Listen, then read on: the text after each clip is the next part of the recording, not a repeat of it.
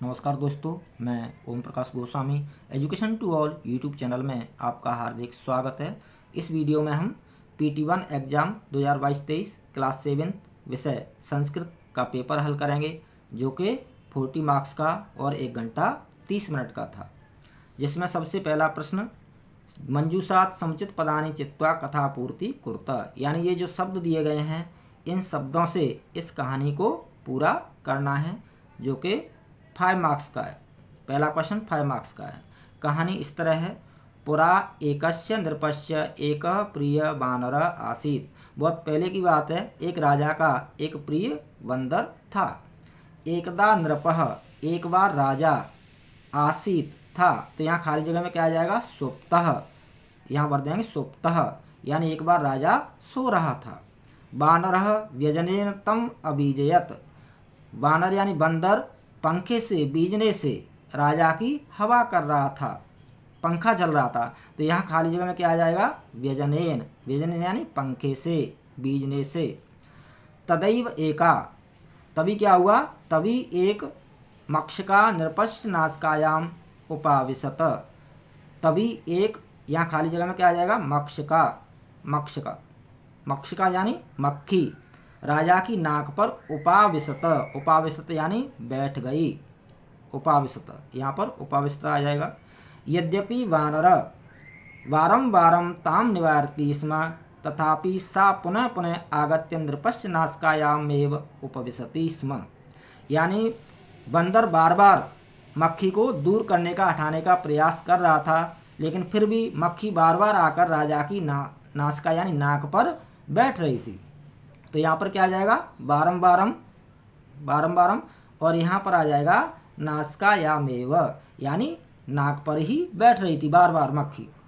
तभी क्या हुआ, अन्ते सा मक्षिका हंतु खड्गेन प्रहारम अकरोत, अंत में उसने मक्खी से परेशान होकर, किसने, बंदर ने मक्खी से परेशान होकर उसको मारने के लिए, मक्षिका यानी मक्खी को, हंतुन यानी मारने के लिए, खड्गेन प्रहारम अकरोत, खड़ग से, तलवार से प्रहार कर दिया। मक्खी पर बंदर ने किससे अटैक कर दिया, खड्ग यानी तलवार से, तो यहाँ पर खाली जगह में क्या आ जाएगा, खड्गेन यानी तलवार से मक्खी पर प्रहार कर दिया। मक्षिका तो उड्डीय दूरम गता, मक्खी तो उड़कर दूर, गता यानी चली गई, तो यहाँ खाली जगह में क्या आ जाएगा, दूरम, दूरम, मक्खी तो उड़कर दूर चली गई। किंतु खड्ग प्रहारेण नृपस्य नासिका छिन्ना अभवत, लेकिन खड्ग के प्रहार से, तलवार के प्रहार से राजा की नाक छिन्ना यानी कट गई, अलग हो गई। अतएव उच्यते, इसलिए कहा जाता है, मूर्ख जनैः सह मित्रता नोचिता, मूर्खों के साथ मित्रता उचित नहीं है, यानी मूर्खों से मित्रता नहीं करनी चाहिए, मूर्खों से दूरी रहना चाहिए। तो यहाँ पर क्या आ जाएगा, छिन्ना यानी अलग हो गई, कट गई, और यहाँ पर आ जाएगा मित्रता, यानी मूर्खों से मित्रता नहीं करनी चाहिए। इस पेपर का अगला पेज देखें। इस पेपर का जो सेकंड प्रश्न है आप देख सकते हैं, ये भी 1 मार्क्स के 5 क्वेश्चन है, 5 मार्क्स के। अधोलिखित पदानि अशुद्ध रूपम चित्वा लिखत, यानी यहाँ पर जो अधोलिखित पदानि, ये जो शब्द दिए गए हैं, धातु रूप दिए गए हैं, इनमें से अशुद्ध शब्द को नीचे लिखना है।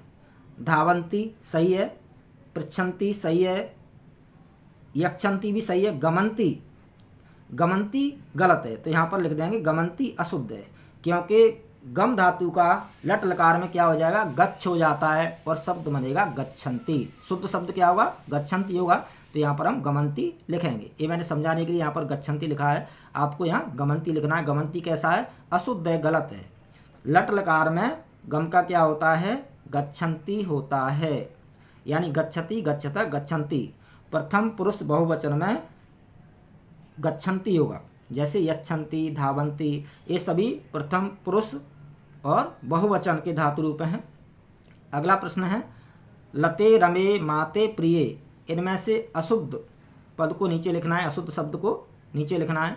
तो लते सही है, ये प्रथमा विभक्ति द्विवचन के शब्द रूप हैं, तो प्रथमा विभक्ति द्विवचन के शब्द रूपों में लते सही है, रमे सही है, प्रिय सही है, माते गलत है, तो यहाँ पर माते अशुद्ध है, तो यहाँ पर हम लिख देंगे माते।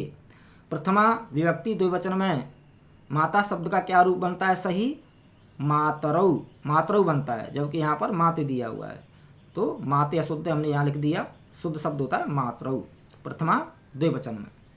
अगला है लिखति, गर्जति, फलति, सेवति। इनमें से अशुद्ध पद यानी शब्द नीचे लिखना है। तो लिखति, गर्जति, फलति ये सही हैं, सेवति गलत है। सेवति गलत है तो सेवति को यहाँ पर लिख देंगे, ये अशुद्ध है, क्योंकि प्रथम पुरुष एक वचन में क्या धातु रूप बनता है?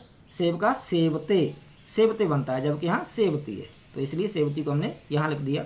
अगला है निशया, रमया, मातया, लतया। इनमें से अशुद्ध पद यानी शब्द को नीचे लिखना है। तो निशया, रमया, मातया, इत, लतया, निशया, रमया, लतया ये तृतीया विभक्ति एक वचन के शब्द रूप हैं, जबकि मातया गलत है। मातया की जगह पे क्या होना चाहिए? मात्रा होना चाहिए।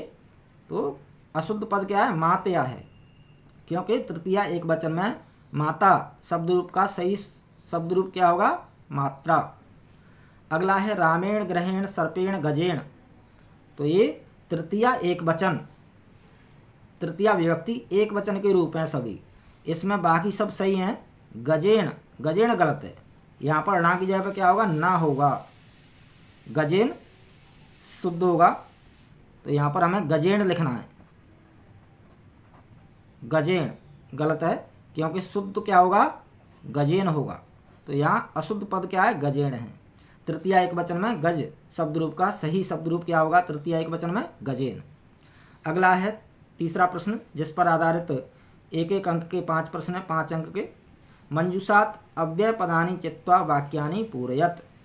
यानी यहाँ से इन शब्दों को लेकर के खाली जगह को भरना है, पूरा करना है। क वृक्षस्य खगा वसंती, तो यहाँ आ जाएगा ऊपरे, वृक्षस्य ऊपरे खगा वसंती, यानी पेड़ के ऊपर पक्षी बसते हैं, रहते हैं। विवादेन अलम, अलम विवादेन, यानी झगड़ा मत करो, विवाद से बस करो, तो यहाँ क्या आ जाएगा? अलम। अगला है वर्षा काले गृहात बहि मा गच्छ, यानी वर्षा के समय घर से बाहर मत जाओ, तो यहाँ आ जाएगा बहि यानी बाहर। मंचस्य अधः श्रोतार उपविष्टा सन्ति, मंच के नीचे श्रोतागण बैठे हुए हैं, तो यहाँ अधः यानी नीचे आ जाएगा, ये शब्द आ जाएगा यहाँ पर। छात्रा विद्यालयस्य अन्तः प्रविशन्ति, छात्र विद्यालय के अंदर प्रवेश करते हैं, तो यहाँ पर अंतः आ जाएगा। इस पेपर का अगले पेज पर जो प्रश्न है देख सकते हैं आप, प्रश्न संख्या 4, ये भी खाली जगह भरने से संबंधित है। कोष्टकात उच्चतम पदम चिनुता, यानी 3 पद दिए गए हैं, 3 शब्द दिए हैं, जिनमें से एक सही है, बाकी 2 गलत हैं। तो जो सही शब्द है उसको यहाँ पर भरना है वाक्य के हिसाब से। बालिका मधुरम गायति, तो यहाँ पर क्या आ जाएगा? एकः बालिका मधुरम गायति, तो एकः आएगा यहाँ पर। पत्राणि सुंदराणि सन्ति, तो यहाँ पर आएगा तानि, तानि पत्राणि सुंदराणि सन्ति। इसका अर्थ है बच्चों, एक बालिका बहुत ही अच्छा गाती है, मधुर गाती है, और इसका मतलब तानि पत्राणि सुंदराणि सन्ति, वे पत्र या पत्ते बहुत सुंदर हैं, वे पत्ते या पत्र सुंदर हैं। अगला है अहम प्रातः पित्रा सह भ्रमणाय गच्छामि, मैं प्रातःकाल यानी सुबह पिताजी के साथ घूमने जाता हूँ, तो यहाँ पित्रा, पित्रा आएगा। ग्रामस्य परितः कृषि क्षेत्राणि सन्ति, गांव के चारों ओर खेत हैं, तो यहाँ पर ग्रामस्य आएगा। ग्रामस्य यानी गांव के चारों ओर, परितः चारों ओर, कृषि क्षेत्राणि सन्ति यानी खेत हैं। अगला है तत् सुंदरम पुष्पम अस्ति, वह सुंदर फूल है, तो यहाँ पर आएगा तत्। अगला प्रश्न है 5वां, जिस पर आधारित एक एक अंक के 5 प्रश्न हैं, 5 अंक के, आप देख सकते हैं। इसमें भी एक शब्द दिए गए हैं जिनके समानार्थक पदानि चित्वा लिखता। समानार्थक यानी पर्यायवाची शब्द, पर्यायवाची शब्द लिखने हैं। तो विमल का पर्यायवाची क्या होगा? विमले निर्मले। सूर्यः दिवाकरः। कुटुंबकम परिवारः कष्टं दुखम मंदिरे देवालये देवालये। तो ये इनके पर्यायवाची हैं। अगला है विलोम पदानि मेलयत। जो विलोम पद हैं एक दूसरे के जो अपोजिट हैं उनको मैच करना है। तो गगने का अपोजिट क्या होगा? पृथिव्याम। गगने का पृथिव्याम। सुंदरम का होगा असुंदरम। हर्ष का शोक। मानवा का दानवः। नीचई का उच्चई।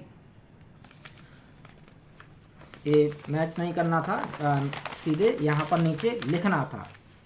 यानी जो जैसे गगने गगने तो यहाँ पर लिखेंगे पृथिव्याम। मानवः तो यहाँ पर आ जाएगा दानवः। नीचई उच्चई। इस तरह से यहाँ पर लिखना था। आगे आप देख सकते हैं क्वेश्चन नंबर 7 जिसमें 1 मार्क्स के 5 क्वेश्चन है, 5 मार्क्स के। श्लोकान मेलयत, यानी ये भी इसी तरह से श्लोक दिए गए हैं जिनको मिलाना है एक दूसरे से। और ये जो नीचे खाली जगह दी गई है जैसे धन धान्य प्रयोगेषु, तो यहाँ आ जाएगा धन धान्य प्रयोगेषु। अब इसके साथ जो सही मिलान वाला जो श्लोक है इसका अगला जो पार्ट है वो कौन सा है? धन धान्य प्रयोगेषु विद्याया संग्रहेषु च। तो धन धान्य प्रयोगेषु यहाँ लिखेंगे और यहाँ पर क्या आ जाएगा? विद्याया संग्रहेषु च। इस तरह से लिखेंगे। विस्मयो नाहि कर्तव्या, विस्मयो नाहि कर्तव्या बहुरत्ना वसुंधरा। सत्येन धार्यते पृथ्वी सत्येन तपते रवि।